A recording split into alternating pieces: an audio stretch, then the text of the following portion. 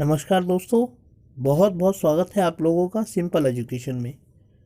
दोस्तों, आज की इस वीडियो में हम लोग बात करेंगे कक्षा 9 की सामाजिक विज्ञान की पाठ्यपुस्तक इतिहास के तीसरे अध्याय नाज़ीवाद और हिटलर का उदय के बारे में।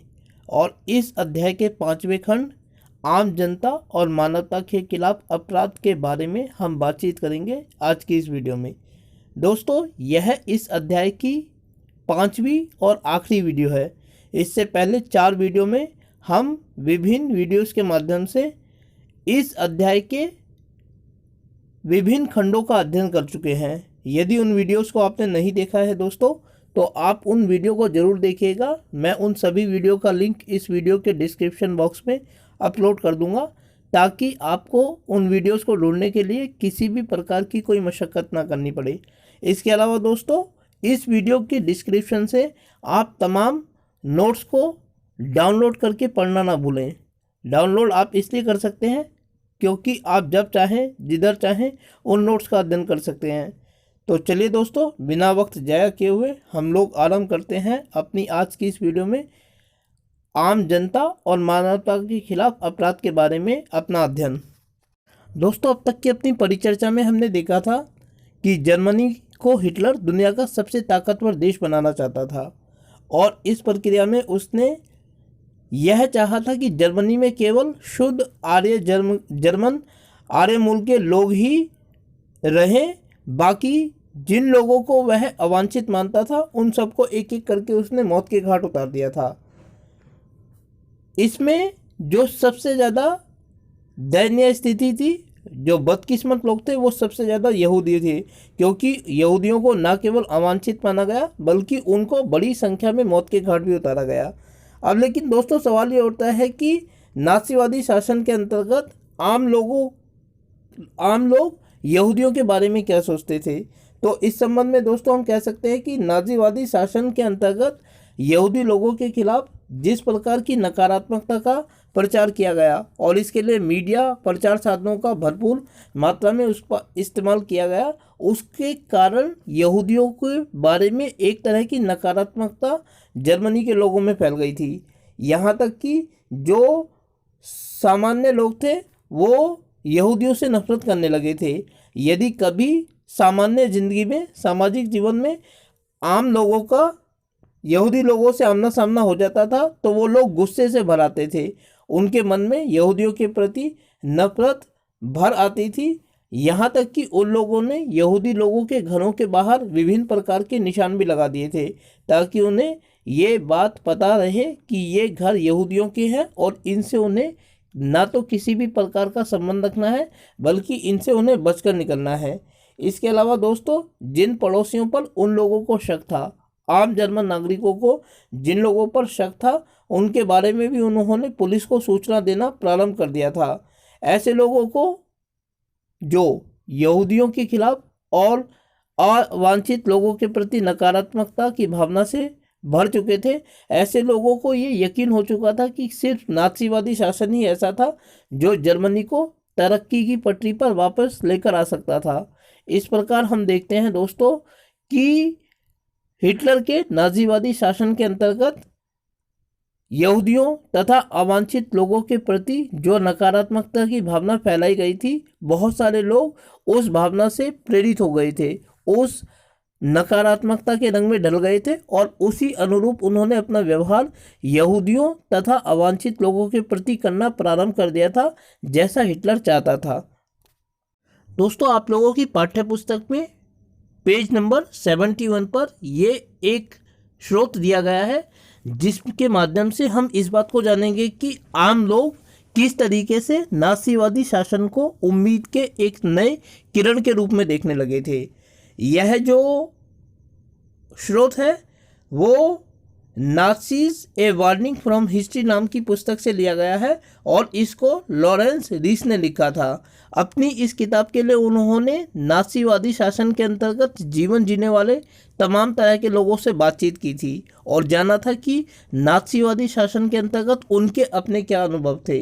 इसी सिलसिले में उन्होंने एडना क्रॉन्स नाम की एक महिला से बात की, जो 1930 के दशक में एक युवती थी, किशोरी थी, जवान थी, और वर्तमान समय में वो इतनी उम्र दराज हो चुकी है कि दादी भी बन चुकी हैं। तो एरना को का क्या अनुभव था नासीवादी शासन के अंतर्गत, इस बात का अध्ययन हम इस स्रोत के रूप में करेंगे। देखिए, इसी सिलसिले में उन्होंने एरना क्रॉन से भी बात की थी, जो 1930 के दशक में किशोरी थी और अब दादी बन चुकी हैं। एरना ने कहा, 30 के दशक में एक उम्मीद सी दिखाई देती थी। यह बेरोजगारों के लिए ही नहीं अपितु हर किसी के लिए उम्मीद का दौर था, क्योंकि हम सभी दबा कुचला महसूस करते थे। अपने अनुभव के आधार पर मैं कह सकती हूँ कि उन दिनों तनख्वाहें बढ़ी थी और जर्मनी को मानो अपना प्रयोजन दोबारा मिल गया था। कम से कम मुझे तो यही लगता था कि वह अच्छा दौर था, मुझे अच्छा लगता था। तो दोस्तों, इसमें एरना क्रॉन्स ने दिखाया है कि जिस तरीके की नकारात्मकता से, नाउम्मीदी से प्रथम विश्व युद्ध के बाद जर्मनी भर गया था, उसके बाद जो हिटलर का तानाशाही शासन आया, नासीवादी शासन आया, उसने लोगों को उम्मीद की एक नई किरण दिखाई, क्योंकि न केवल लोगों को रोजगार मिलने लगा बल्कि लोगों की तनख्वाहें भी बढ़ने लगी। इस एक चीज़ ने भी लोगों को सकारात्मकता से भर दिया और लोग खुलकर नासीवादी शासन का समर्थन करने लगे। नासीवादी समर्थन करने के साथ साथ उन्होंने उस दृष्टिकोण से सोचना भी प्रारंभ कर दिया जिस दृष्टिकोण से हिटलर और नासीवादी शासन उनसे सोचवाना चाहता था। इसके अलावा दोस्तों, अगर सामान्य लोगों की बात करें तो हम देखते हैं कि नासीवादी शासन के अंतर्गत पुलिस द्वारा अवांछित लोगों के ऊपर जो जुल्म किए जाते थे, उन अत्याचारों के प्रत्यक्ष साक्षी बनने वाले लोगों ने कभी भी पुलिस द्वारा किए जाने वाले इस अत्याचार का, इस दमन का विरोध नहीं किया, बल्कि वे या तो गूंगे बहरे बनकर उन अत्याचारों को देखते रहते थे या खामोश होकर वहाँ से चले जाते थे। और इसका एक सामान्य जो कारण था कि आम लोगों ने क्यों पुलिस द्वारा किए जाने वाले विरोध का जवाब नहीं दिया। तो इस संबंध में हम कह सकते हैं कि ये लोग मतभेद व्यक्त करने या नासीवाद के विरोध करने से डरते थे। अर्थात इन लोगों को डर था कि यदि ये पुलिस द्वारा, नासीवादी पुलिस द्वारा आम जनता पर, जिनको अवांछित माना जाता था, आम जनता पर किए जाने वाले जुल्म का विरोध करेंगे तो कहीं पुलिस स्वयं इनको भी उस हिंसा का शिकार ना बना दे। इसीलिए लोग या तो खामोश होकर नासीवादी पुलिस के अत्याचार को देखते थे या फिर खामोश होकर वहाँ से गुजर जाते थे। लेकिन दोस्तों, ऐसा नहीं था कि सभी लोगों ने इसको चुपचाप सहा। कुछ लोग ऐसे भी थे जिन्होंने नासीवादी जुल्मों का खुलकर विरोध किया।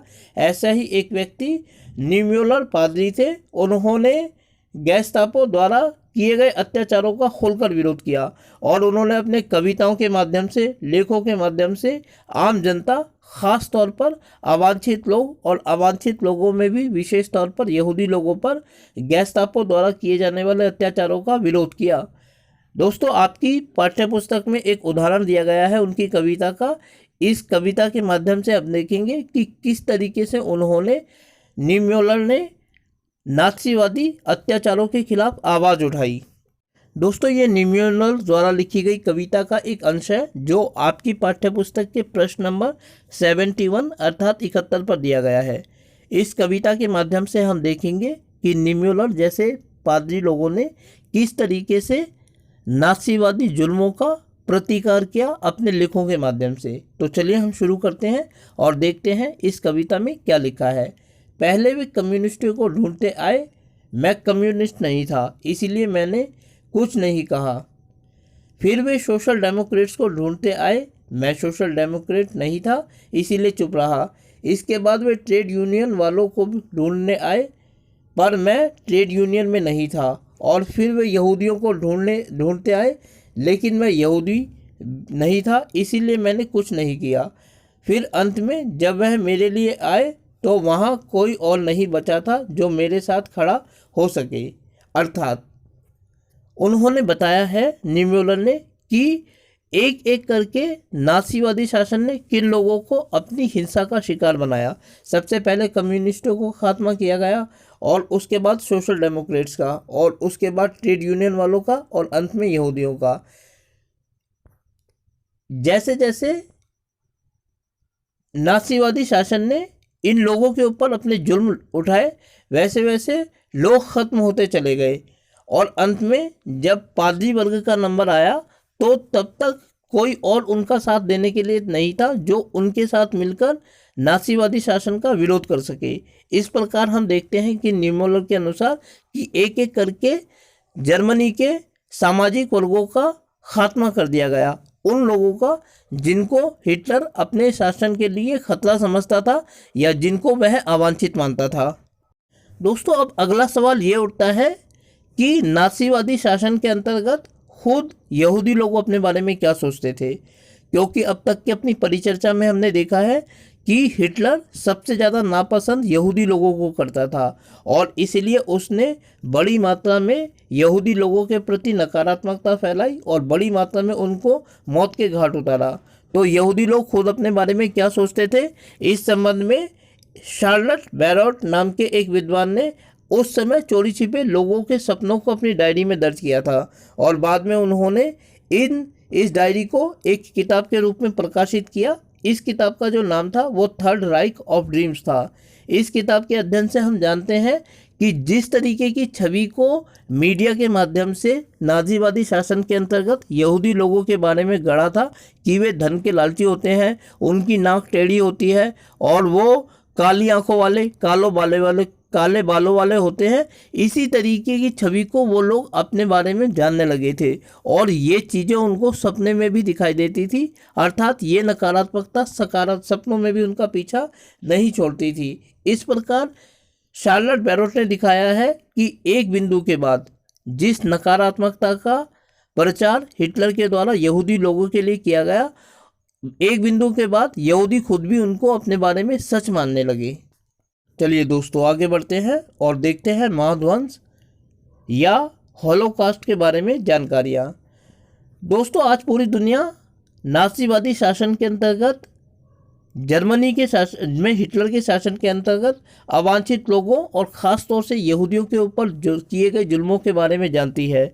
लेकिन दोस्तों, जिस समय जर्मनी में नासीवादी शासन कार्य कर रहा था, उस समय जर्मनी ने पूरी दुनिया से अपने जुल्म की कहानी को छिपाए रखा। यहाँ तक कि जब दूसरे विश्व युद्ध में जर्मनी को अपनी हार साफ दिखाई देने लगी तो उसने अपने अधिकारियों को पेट्रोल बांटना शुरू कर दिया, इस उम्मीद के साथ कि जब वे सारे लोग अपने विभागों के, अपने दफ्तरों के उन सारे कागजातों को, दस्तावेजों को जलाकर राख कर देंगे जिनमें नासीवादियों की अवांछित लोगों के ऊपर जुल्म की कहानियां दर्ज हैं। लेकिन दोस्तों, फिर भी दुनिया ने इन सब के बारे में जाना। आज हम अच्छी तरह जानते हैं कि नासीवादी शासन के अंतर्गत अवांछित लोगों को किस तरीके के जुल्मों का शिकार होना पड़ा। नासीवादी शासन के अंतर्गत यहूदियों और अवांछित लोगों को जिसके ऊपर जो जुल्म किए गए, उसी के लिए एक शब्द का इस्तेमाल किया जाता है जिसका अर्थ है महाध्वंस, जिसे हम लोग इंग्लिश में होलोकास्ट कहते हैं। दोस्तों, आज हम नासीवादी शासन के अंतर्गत अवांछित लोगों के ऊपर जो जुल्म ढाए गए उसके बारे में भली भांति जानते हैं और इसके बारे में जानने का जो हमारे पास जरिया है वो वे स्मृतियाँ, लेख और डायरियाँ हैं जो उन लोगों ने लिखे थे जिन्होंने स्वयं अपनी आंखों से अपने शरीर के ऊपर नासीवादी शासन के जुल्म को ढोया था।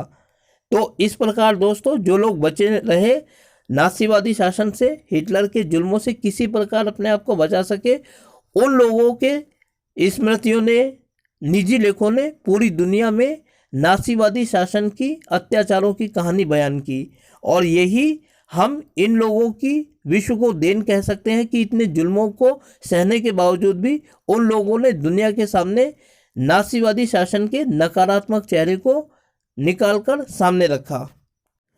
दोस्तों, जिस समय दुनिया में हिटलर अवांछित लोगों को अपनी हिंसा का शिकार बना रहा था, उस समय पूरी दुनिया में एक और नाम बड़े सम्मान के साथ याद लिया जाता था और वह नाम था महात्मा गांधी का। एक और हिटलर ने हिंसा को अपनी नीतियों का सहारा बनाया, वहीं दूसरी ओर महात्मा गांधी ने अहिंसा को अपने कार्य की शैली बनाई। अब सवाल ये उठता है कि क्या महात्मा गांधी ने कभी भी हिटलर जैसे तानाशाह को, जिसने मानवता को पूरी तरीके से शर्मसार करके रख दिया, उन्होंने कभी हिटलर को रोकने का प्रयास नहीं किया। इस संबंध में आपकी पाठ्य पुस्तक में गांधी जी द्वारा हिटलर को लिखे गए 2 लेटर्स दिए गए हैं। ये लेटर आपकी एनसीईआरटी की पाठ्य पुस्तक के प्रश्न नंबर 73 पर दिए गए हैं। हम एक एक करके इन दोनों ही पत्रों का अध्ययन करेंगे और देखेंगे कि किस तरीके से महात्मा गांधी ने हिटलर को सलाह दी कि वह मानवता को शर्मसार होने से बचा ले। दोस्तों, पहला लेटर जो था वो 23 जुलाई 1939 को महात्मा गांधी द्वारा हिटलर को लिखा गया था और यह वर्धा मध्य प्रांत भारत से गुजरात से लिखा गया था। तो दोस्तों, हम देखेंगे कि क्या सलाह गांधी जी के द्वारा हिटलर को दी गई थी अपने इस पत्र में। प्रिय मित्रों का यह आग्रह रहा है कि मैं मानवता की खातिर आपको कुछ लिखूं, लेकिन मैं उनके अनुरोध को अस्वीकार करता रहा हूं, क्योंकि मैं यह महसूस करता हूं कि मेरा आपको पत्र लिखना धृष्टता होगी। लेकिन मुझे कुछ ऐसा लगता है कि इस मामले में मुझे हिसाब किताब करके नहीं चलना चाहिए और मुझे आपसे अपील करनी ही चाहिए, चाहे वह जिस लायक हो। यह बात बिल्कुल स्पष्ट है कि आज संसार में आप ही एक ऐसे व्यक्ति हैं जो उस युद्ध को रोक सकते हैं जो मानव जाति को बर्बर अवस्था में पहुंचा सकता है। क्या आपको किसी उद्देश्य के लिए इतना बड़ा मूल्य चुकाना चाहिए, फिर चाहे वह उद्देश्य आपकी दृष्टि में कितना ही महान क्यों ना हो? क्या आप एक ऐसे व्यक्ति की अपील पर ध्यान देंगे जिसने सोच विचार कर युद्ध के तरीके का त्याग कर दिया है और इसमें उसे काफ़ी सफलता मिली हो? जो भी हो, मैं यह मान लेता हूं कि यदि मैंने आपको अपने पत्र लिखकर कोई भूल की है तो उसके लिए आप मुझे क्षमा कर देंगे। मैं हूं आपका सच्चा मित्र मोहनदास करमचंद गांधी। तो दोस्तों, इस पत्र में महात्मा गांधी ने हिटलर से यह अपील की है कि युद्ध में अगर हिटलर चाहे तो युद्ध रुक सकता है, क्योंकि युद्ध केवल और केवल हिटलर की विस्तारवादी नीति के कारण प्रारंभ हुआ था और यदि हिटलर चाहे तो इस युद्ध को रोक सकता है। लेकिन अंत में गांधी जी ये भी कहते हैं कि अगर वह इस सलाह को नहीं मानता है और गांधी जी ने उसको पत्र लिखकर कोई भूल की है तो महात्मा गांधी को हिटलर के द्वारा क्षमा कर दिया जाए। अब दोस्तों, दूसरा लेटर है जो गांधी जी के द्वारा महात्मा हिटलर को लिखा गया। हम देखते हैं कि उसमें क्या सलाह दी गई गांधी जी के द्वारा हिटलर को। दोस्तों, ये दूसरा पेज है जो हिटलर को गांधी जी के द्वारा लिखा गया और इसका जो अंश है वो आपकी पाठ्यपुस्तक के पेज नंबर 73 पर ही दिया गया है। यह पत्र गांधी जी द्वारा 24 दिसंबर 1940 को लिखा गया था हिटलर को। तो देखते हैं कि इसमें क्या सलाह दी गई थी गांधी जी के द्वारा हिटलर को। हमें अहिंसा के रूप में एक ऐसी शक्ति प्राप्त हो गई है जिसे यदि संगठित कर लिया जाए तो वह संसार भर की सभी प्रबलतम हिंसात्मक शक्तियों के गठजोड़ का मुकाबला कर सकती है। जैसा कि मैंने कहा, अहिंसात्मक तरीके में पराजय नाम की कोई चीज़ है ही नहीं। यह तरीका तो बिना मारे या चोट पहुंचाए करने या मरने का तरीका है। इसका इस्तेमाल करने में धन की लगभग कोई ज़रूरत नहीं है और उस विनाश शास्त्र की तो नहीं ही जिसे आपने पूर्णता के चरम बिंदु पर पहुंचा दिया है। मुझे यह देखकर आश्चर्य होता है कि आप यह भी नहीं देख पाते कि विनाशकारी यंत्रों पर किसी का एकाधिकार नहीं है। अगर ब्रिटिश लोग नहीं तो कोई और देश निश्चय ही आपके तरीकों से ज़्यादा बेहतर तरीका ईजाद कर लेगा और आपके ही तरीकों से आपको नीचा दिखाएगा। आप अपने देशवासियों के लिए कोई ऐसी विरासत नहीं छोड़ रहे हैं जिस पर उन्हें गर्व होगा। वे एक क्रूर कर्म की चर्चा करने में गर्व का अनुभव नहीं करेंगे, फिर भले ही वह कृत्य कितनी ही निपुणतापूर्वक नियोजित क्यों न किया गया हो। अतः मैं मानवता के नाम पर आपसे युद्ध रोक देने की अपील करता हूँ। हृदय से आपका मित्र मोहनदास करमचंद गांधी। तो दोस्तों, इस पत्र में महात्मा गांधी ने हिटलर को वही सलाह दी है जिसका उन्होंने पूरी जिंदगी पालन किया और वह था अहिंसा का रास्ता अपनाने का रास्ता। महात्मा गांधी ने हिटलर को सजेस्ट किया कि यदि हिटलर इस अहिंसा के रास्ते को अपनाता है तो इसमें उसकी जीत अवश्य होगी और इस रास्ते को अपनाने की खासियत यह है कि इसमें किसी प्रकार का कोई धन खर्च नहीं होगा और जीत पक्की है। जबकि जिस रास्ते पर हिटलर चल रहा है, हथियारों के बल पर युद्ध की विनाश लीला का शैली, एक दिन ऐसा होगा कि कोई देश उससे भी ज़्यादा ताकतवर हो जाएगा और वो उससे भी ज़्यादा भयानक तरीके से इसका जवाब देगा। और ऐसे में जो जर्मनी के लोग हैं वो किस रूप में इसको याद करेंगे? सिर्फ हिंसा के रूप में इस कहानी को ज़्यादा लंबे समय तक याद नहीं रखा जा सकता। इसीलिए वो अहिंसात्मक तरीके से हिटलर से इस युद्ध को रोक देने के बारे में अपील करते हैं और उन्हें सलाह देते हैं कि अहिंसा के रास्ते को अपनाते हुए अपनी बात को मनवाया जा सकता है, युद्ध लड़ने की कोई आवश्यकता नहीं है। तो दोस्तों, ये थी आज की वीडियो में आम जनता और मानवता के खिलाफ अपराध की कहानी। इसी के साथ हम इस तीसरे अध्याय नाज़ीवाद और हिटलर का उदय का अंत करते हैं। मैं उम्मीद करता हूं दोस्तों कि आपको वीडियो अच्छी लगी होगी और साथ ही आपसे अनुरोध करता हूं कि यदि वीडियो अच्छी लगी तो वीडियो को लाइक और चैनल को सब्सक्राइब करना बिल्कुल ना भूलें। इसके अलावा जितने भी नोट्स मैंने पहली वीडियो से लेकर इस 5वीं वीडियो तक आप लोगों के सामने रखे हैं, आप उन तमाम नोट्स को इस वीडियो के डिस्क्रिप्शन बॉक्स से PDF फाइल के रूप में डाउनलोड करना बिल्कुल ना भूलें, ताकि जब चाहे आप इन नोट्स को पढ़ सकें। इसके अलावा दोस्तों, आगे आने वाली वीडियोस को देखने के लिए जुड़े रहें मेरे साथ मेरे इस चैनल पर, जिसका नाम है सिंपल एजुकेशन। फिलहाल आप लोगों से मैं विदा लेता हूं। अपना ख्याल रखें और सुरक्षित रहें। बहुत बहुत धन्यवाद दोस्तों।